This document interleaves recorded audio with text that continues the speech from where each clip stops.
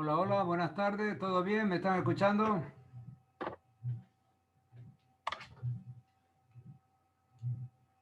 Hola, hola, Sí, hola. doctor, ¿Se escucha bien el audio? ¿Me están escuchando con intensidad, con un tono bien o estamos ahí despacio? está bien. Ah, está bien. Muy bien, entonces ahora vamos a tener mononucleosis infecciosa, es el tema que vamos a dar para el avance de los temas que van a entrar en el segundo parcial, ¿no? Entonces vamos a ver ahí, mononucleosis. Sí, bien. Entonces vamos a compartir. Muy bien, mononucleosis infecciosa. Introducción. El agente etiológico de la mononucleosis infecciosa es un virus de Epstein-Barr. Produce un síndrome de mononucleócido, fiebre, faringitis, adenopatía y linfocitosis atípica. Entonces, fíjense que ahí ya nos está describiendo un poco el cuadro clínico, ¿no? Lo importante es que nosotros tenemos que ir paso a paso, primero ver el agente etiológico, mecanismo de transmisión, cuadro clínico, etcétera. Pero esto es solamente para dar un pantallazo como una introducción al tema de mononucleosis. Entonces, sepan que es un virus, el virus de Epstein-Barr, ¿no? Entonces, aquí está, para que otra vez lo graben, mononucleosis, introducción. El agente etiológico es el virus de Epstein-Barr. Sigamos, el agente etiológico, ahí está. Es una infección viral que causa fiebre, dolor de garganta, inflamación de los ganglios linfáticos, con mayor frecuencia en el cuello. Entonces, fíjense que la mononucleosis generalmente está ligado al virus de Epstein-Barr, pero vamos a ver que hay otras etiologías también. La mononucleosis a menudo se propaga por medio de la saliva y el contacto cercano. Se conoce como la enfermedad del beso y se presenta con más frecuencia en personas entre los 15 y los 17 años de edad. Entonces, el primer agente etiológico que estamos viendo es el virus de Epstein-Barr. Sigamos. Mononucleosis infecciosa nuevamente. Fíjense, se asocia a infección por virus de Epstein-Barr. Pero también fíjense, con menor frecuencia hay otro virus que es el citomegalovirus. Fíjense que es una de las pocas enfermedades que estamos viendo que tiene prácticamente dos tipos de agente infeccioso, de agente etiológico. Uno es el virus de Epstein-Barr y otro es el citomegalovirus. ¿Ya? Entonces, fíjense que los síntomas, los volvemos a repetir, van a ver que nosotros estamos insistiendo en eso para que se le grabe el cuadro clínico. Entonces, los síntomas en ambos tipos de infección, tanto por el virus de Epstein-Barr como el citomegalovirus, es odinofagia, o sea, dolor de garganta, fiebre alta, adenopatías cervicales, porque fíjense cómo están a la derecha. Yo voy a ver aquí con mi apuntador, fíjense las amígdalas. Las amígdalas son una bolsa de pus. Hay una amigdalitis purtácea violenta, una faringitis aguda violenta, con fiebre alta, temperatura alta, y estas amígdalas hipertrofiadas con secreción purulenta van a producir adenopatías en la cadena cervical, en la cadena ganglionar cervical. Por eso es que fíjense, odinofagia, dolor de garganta, fiebre alta, adenopatía periférica, o sea, ahí en la cadena cervical, hay fatiga y va a haber esplenomegalia, ¿de verdad? Entonces ya vamos familiarizándonos con la sintomatología de la mononucleosis. Mecanismo de transmisión y contagio nuevamente, vamos. La mononucleosis infecciosa es un síndrome causado en 90% de los casos por el virus de Epstein-Barr, que se caracteriza por fiebre, faringitis, adenofagia, adenopatía, esa es la tía clásica.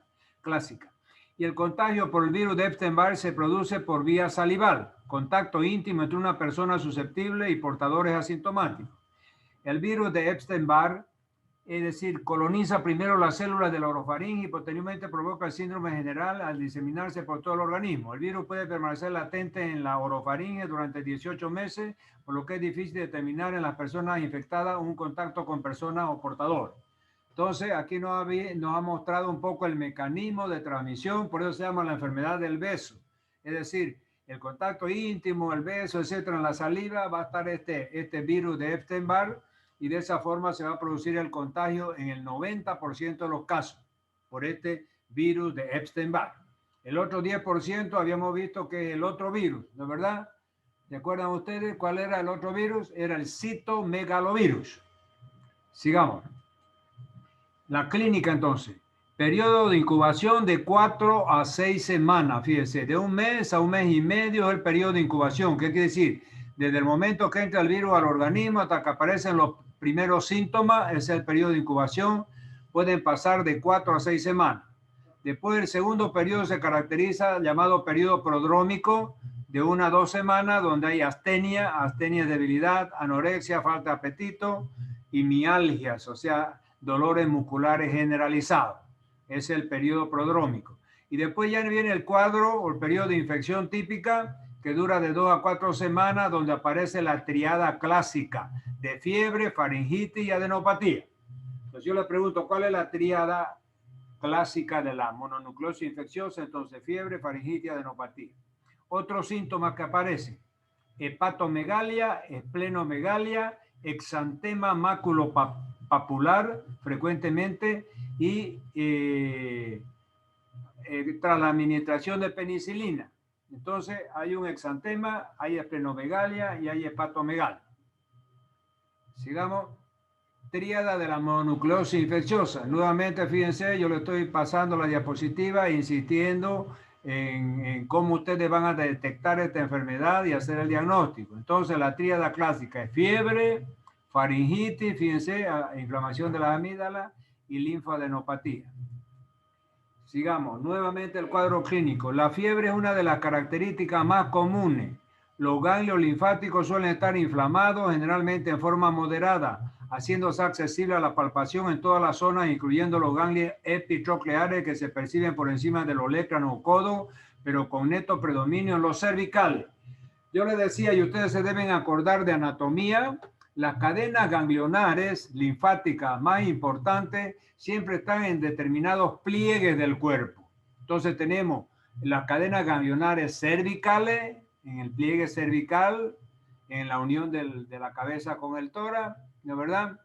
Y después tenemos las cadenas axilares en las axilas y tenemos las cadenas, es decir, en la parte de la ingle.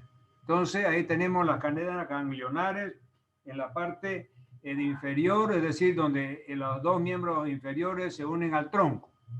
En la parte inguinal son las cadenas ganglionares inguinales. Entonces, fíjense que aquí entonces hay una faringitis violenta con fiebre, hipertrofia de las amígdalas y se palpan los ganglios linfáticos, sobre todo de la cadena ganglionar, pero pueden palparse hasta los epitrocleares, o sea, en la epitróclea que está en el codo, en el pliegue del codo, ahí también aumentan esos ganglios de esas cadenas ganglionares en el pliegue del codo, ¿la verdad? Pero principalmente hay aumento en los tamaños, o sea, la adenomegalía está más en la cadena ganglionares cervicales. Examen físico nuevamente, acá ya vamos a insistir, fíjense, temperatura corporal 39 grados centígrados, y acá fíjense ustedes, se lo voy a mostrar con mi apuntador, aquí tenemos esa faringitis violenta, donde están las amígdalas llenas de pus, hipertrofiada, hay un halo hiperémico alrededor, entonces por eso es la fiebre alta de esta enfermedad, y la gran adenopatía en las cadenas cervicales, ¿la verdad? Después hay también esplenomegalia, hepatomegalia, hay fiebre, mialgia, artralgia y odinofagia, dolor para tragar. Sigamos nuevamente. Cuadro clínico, entonces, fíjense, en la mitad de los casos, o sea, el 50% de los que tienen mononucleosis, tiene esplenomegalia y el 10% hepatomegalia. La faringitis es de características variables, desde eritematosa hasta purtácea, levemente purulenta o úlcera membranosa. ¿Qué quiere decir? Esa faringitis es dada por inflamación de la faringe y más específicamente de las amígdalas. Entonces la faringitis puede ser eritematosa o purtácea o ambas cosas. Eritematosa quiere decir cuando las amígdalas están agrandadas, están rojas, esa es una faringitis eritematosa. Ahora, cuando esas amígdalas están agrandadas de tamaño, eritematosa y tiene punto de pus, entonces es una faringitis eritematoputácea, ¿ya?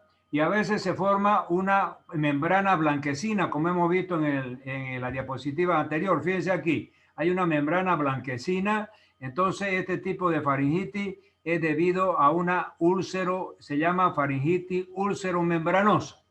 Entonces, fíjense que la faringitis puede ser faringitis eritematosa, solamente enrojecimiento de las amígdalas. Faringitis eritematopulácea, cuando hay color rojo en las amígdalas y más puntos de pus. Y hay faringitis úlcero-membranosa, que es la que hemos visto, que parece que tiene una membrana blanca cubriendo las amígdalas. Después tenemos un síndrome dérmico caracterizado por erupción, generalmente de tipo eritematosa. O sea, ¿qué quiere decir? Hay un exantema, manchas eritematosas en el cuerpo. Ese es el eritema de la mononucleosis. Entonces, hay una sintomatología dérmica, una sintomatología de piel, que es el exantema eritematoso.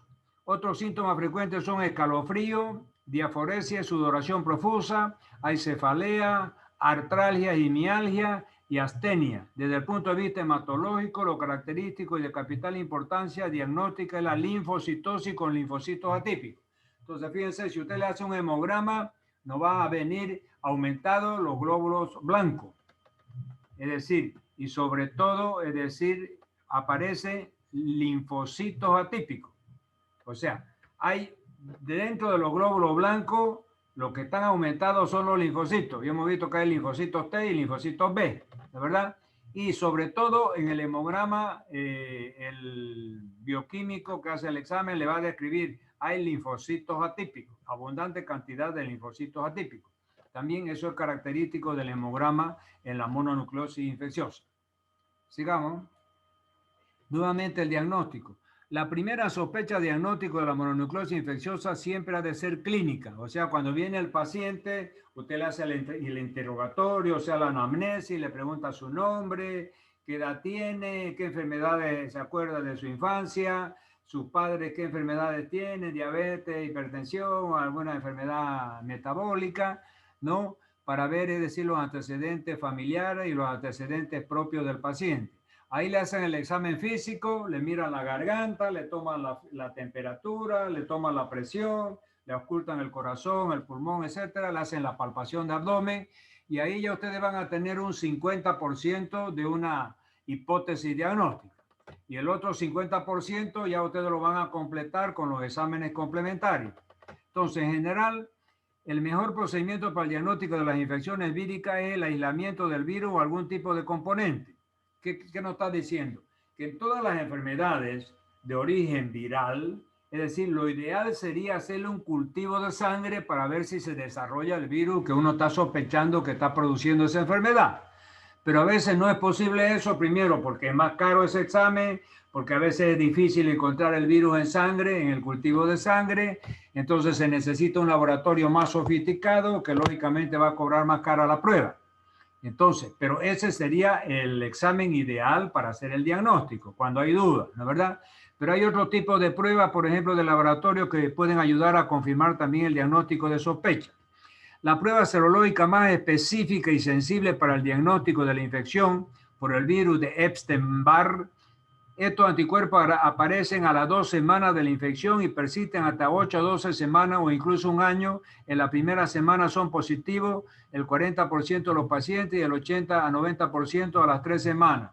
Entonces, fíjense, dice que hay que hacerle la prueba, o sea, la prueba serológica para especificar y ver los anticuerpos antivirus de Epstein-Barr. Entonces, hay que hacerle pruebas, como les digo, lo ideal primero hay que hacerle el cultivo y después ver los anticuerpos IgM y IgG de este virus de Epstein-Barr, a ver si está presente. ¿Ya? Vamos a seguir. Las líneas de Pastia, fíjense que también esas líneas aquí en el pliegue del codo, mide de hiperémicas, de color media roja, son conocidas como las líneas de Pastia y es también característico para hacer el diagnóstico de la mononucleosis infecciosa. Dice Pastia line, que está en inglés, entonces aparecen en personas a partir de los 12 años y acompañado de fiebre, hasta los 12 años generalmente, en pacientes jóvenes en paciente adolescente, ahí se pueden ver mejor estas líneas de Pastia. Diagnóstico laboratorial, nuevamente, fíjense que nosotros la primera prueba serológica que normalmente se hace, esa es la prueba de Paul Bunel, ¿ya? Paul Bunel Davison es completa, pero ya con Paul Bunel ya se sabe que es la prueba para hacer diagnóstico laboratorial de mononucleosis infecciosa. Después vienen otras como inmunofluorescencia indirecta y hay ELISA también. Fíjense que hemos visto que el test de ELISA en muchas enfermedades se utiliza.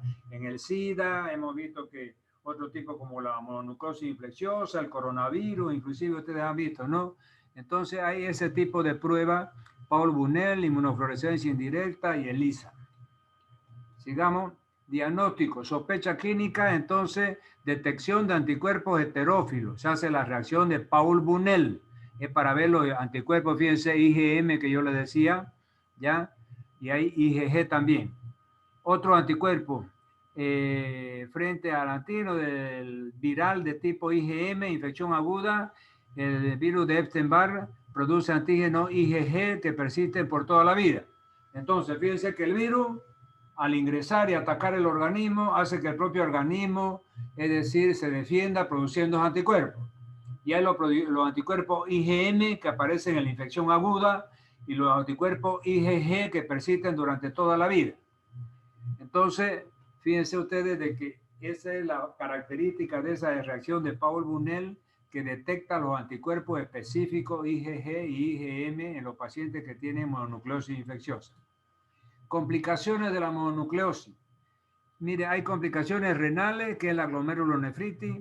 Hay complicaciones respiratorias, que hay obstrucción faríngea aguda. ¿Por qué la obstrucción? Porque hemos visto esas amígdalas inmensas de grandes, con pus, hiperemia, y a veces hay hasta esa membrana blanquecina.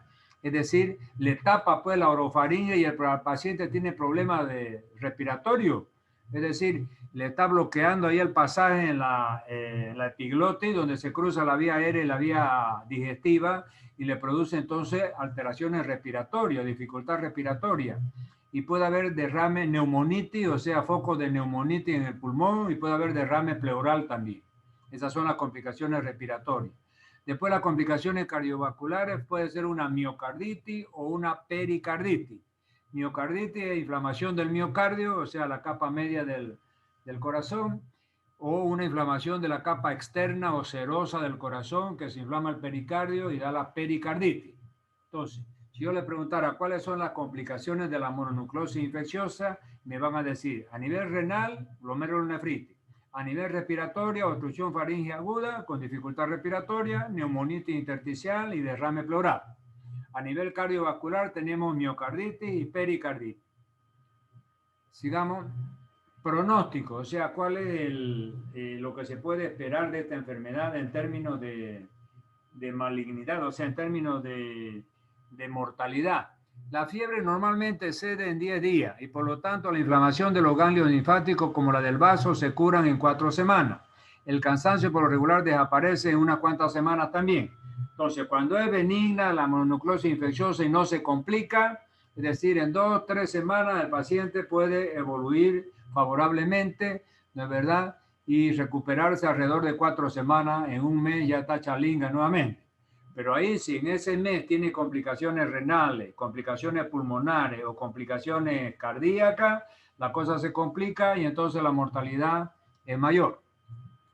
Sigamos el tratamiento. Entonces, la mononucleosis infecciosa, fíjense que puede haber una resolución espontánea en 3 a 4 semanas. O sea, alrededor de un mes, 4 semanas, el paciente sana, usted le puede hacer el tratamiento sintomático, antitérmico, AINES, ¿no es verdad? Generalmente le da antibiótico y puede reaccionar favorablemente y en un mes recuperarse.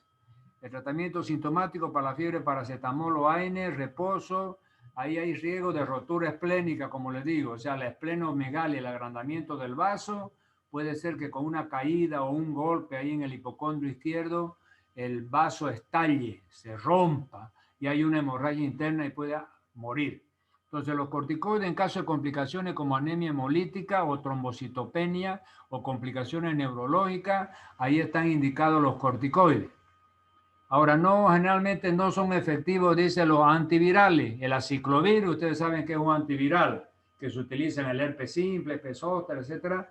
Aquí también hay algunos médicos que lo pueden utilizar, porque esta es una enfermedad viral. Pero se ha visto, la experiencia muestra de que este antiviral llamado aciclovir, que da algún resultado en el herpes simple, herpes zóster que vamos a ver posteriormente, aquí no da ningún resultado favorable. Entonces, no se aconseja hacerlo gastar un montón de plata al paciente para comprarse el aciclovir, que es medio caro, y que no tenga mejora en su cuadro clínico.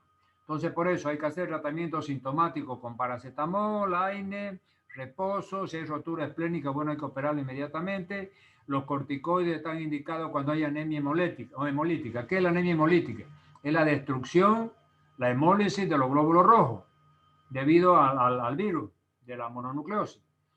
Entonces eso produce ictericia, hay problemas renales porque esa bilirrubina que se libera cuando hay anemia hemolítica, se libera el pigmento bilirrubina que está en la hemoglobina del glóbulo rojo. Entonces a veces esa bilirrubina en exceso por la ictericia tapona los conductos renales, el túbulo contorneado proximal, el túbulo contorneado distal, el asa de Henle, los túbulos colectores corticales, los túbulos colectores medulares.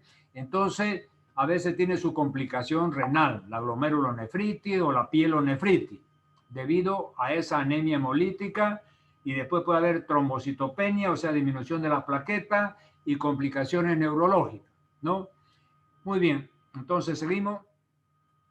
Diagnóstico diferencial. Bueno, fíjense que el diagnóstico diferencial de la mononucleosis producida por el virus de Epstein-Barr, cuando usted le hace la reacción de Paul-Bunel para ver si hay virus de Epstein-Barr, es negativa, fíjense que entonces ustedes tienen que hacer el diagnóstico diferencial con el agente etiológico de otras enfermedades.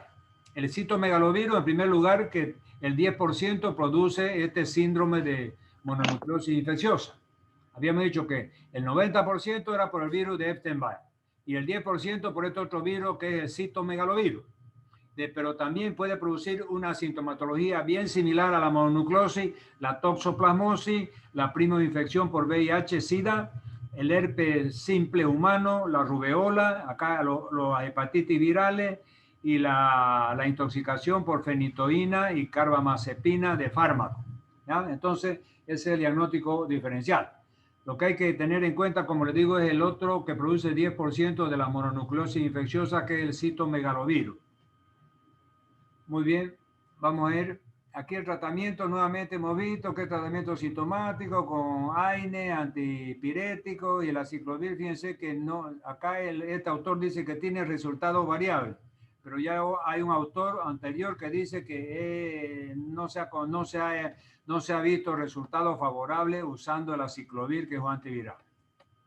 Complicaciones, ya hemos visto, vamos a seguir nomás en esa línea, complicaciones renales, como la glomerulonefritis, complicaciones a nivel del corazón, que son la miocarditis y la pericarditis, y después hemos visto que hay complicaciones también en la parte del vaso, rotura del vaso, ¿no es verdad?, con riesgo de hemorragia interna. Y ahí de esa forma completamos la exposición de este tema, que es mononucleosis infecciosa. Yo voy a compartir, voy a ligar aquí el chat para que ustedes hagan algunas preguntitas si quieren escritas, y si quieren hacerla oral, activen su micrófono ahí para que hagan la formulación de sus preguntas. Muy bien, adelante entonces, los escucho. Si hay alguna duda. Dijo la mononucleosis 5% y virus de Epstein-Barr. La mononucleosis infecciosa, hemos visto que el 90% es causado por el virus de Epstein-Barr, ¿de verdad? Y el otro 10% por el virus llamado citomegalovirus, ¿no? Que estaba en la penúltima diapositiva. Y después toda la otra, toxoplasmosis, VIH-Sida, etcétera. Todas esas son enfermedades que dan síntomas en algún momento muy similares a los de la mononucleosis infecciosa. Entonces, es bueno que sepan de que hay diagnóstico diferencial con otras enfermedades muy parecidas a la mononucleosis infecciosa, ¿no?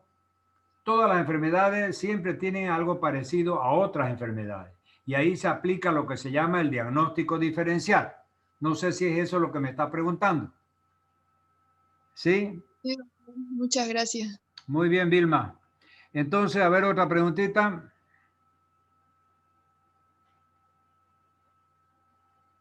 ¿Todo bien hasta ahí? Entonces, este es el tema de mononucleosis. Todavía nos van a faltar otros los temas que vamos a dar en la próxima semana para ya llegar al día 11 con todo completo. A ver, me voy a fijar bien cuáles son los temas para otra vez. Espérenme un ratingo.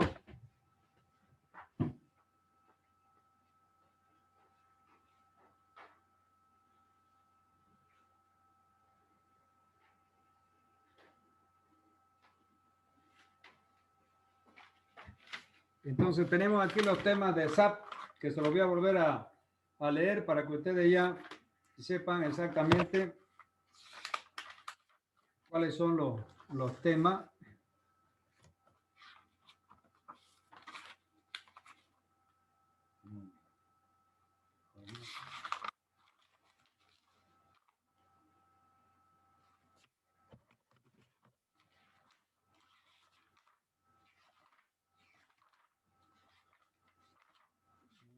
Ah, acá todavía.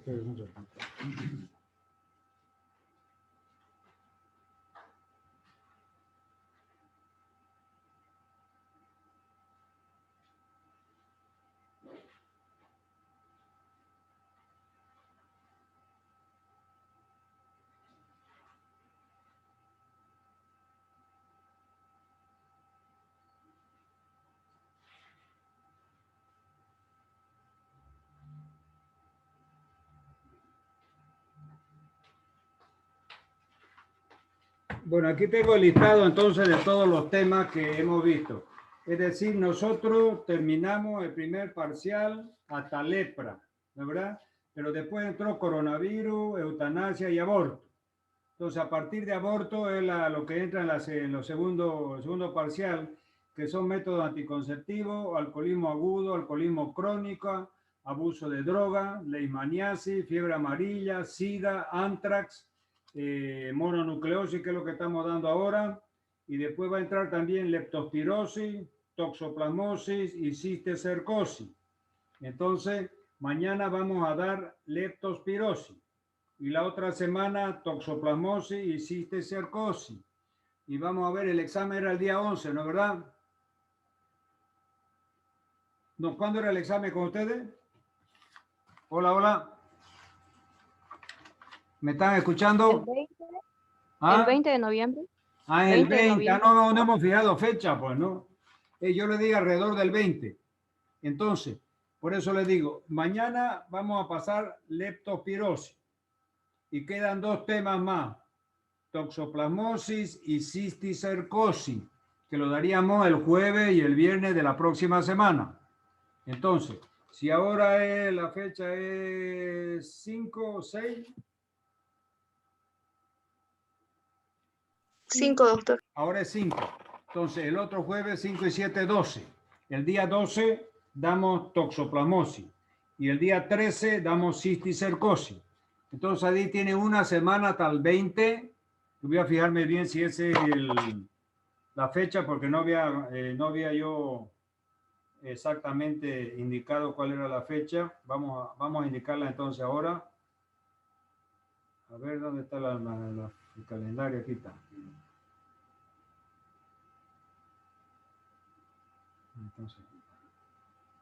Entonces vamos a ver noviembre, el día 20 que decíamos, cae un domingo, un viernes.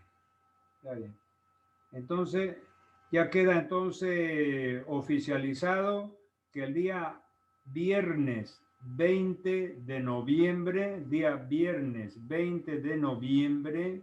ya vamos a tomar a las 11 de la mañana el examen de SAP 300. Repito, el día 20 de noviembre del 2020 a las 11 de la mañana. Lo voy a programar y van a ver ya ahí el cuestionario, que lo voy a preparar ya esta semana y va a estar para esa fecha. Se va a abrir el día 20 de noviembre, que cae un viernes, a las 11 de la mañana. ¿Ya? Muy bien. Entonces ya queda eso oficializado para que ustedes sepan. Entonces, ya hemos visto el temario completo. ¿Cuáles son los temas que entran? Entonces, lo vuelvo a repetir. Es decir, hasta aborto llegamos la última vez. ¿No fue? ¿Sí o no? Hablen o callen para siempre. Sí, doctor. Así, ¿no? Entonces, esa vez llegamos hasta lepra, después yo le aumenté coronavirus, eutanasia y aborto. Hasta ahí llegamos. Entonces ahora es método anticonceptivo, alcoholismo agudo y crónico, abuso de droga, leishmaniasis, fiebre amarilla, sida, antrax, mononucleosis que hemos dado ahora. Vamos a dar leptospirosis mañana y va a quedar para la otra semana, para el día 6, 7... 5 y 7, 12 para el día 12 y día 13 de la próxima semana, toxoplasmosis y cisticercosis. Y ahí terminamos. Entonces son 1, 2, 3, 4, 5, 6, 7, 8, 9, 10, 11, son 12 temas. Si lo ponemos alcoholismo agudo como 2 temas, serían 12 temas. Entonces 1, 2, 3, 4, 5, 6, 7, 8, 9, 10 y 11. Si alcoholismo agudo y crónico entra en un solo tema, es 11. Si entra como 2 temas, es 12 temas. ¿Ya? Muy bien. ¿Hay alguna otra pregunta? Doctor, va a disculpar, pero creo que no avanzamos SIDA y Antrax. ¿O alguien me podría decir si avanzamos? SIDA y Antrax. Antes lo hemos avanzado. ¿Qué? Sí, ya se avanzó ya. Claro que lo ha avanzado, porque usted está en la luna de Valencia, oiga. Ya va a disculpar, doctor. Pero creo que no está todavía en la plataforma de esos temas, ¿no? ¿Cómo? Están todos, ya están en la plataforma. Todos están bien con su video. Yo lo subo el mismo día que he dado clase. O sea, todo está actualizadísimo. Es que usted no ha entrado a la plataforma, él dice que no he dado Antrax. Y Antrax está ahí colgado ya hace rato en el tema respectivo con su video y todo. Entonces yo ahorita transformo esto y ya lo subo a la plataforma. Esta noche ya este tema de hoy día ya va a estar subido. Mañana el tema de toxoplasmosis, ¿cuál era? El tema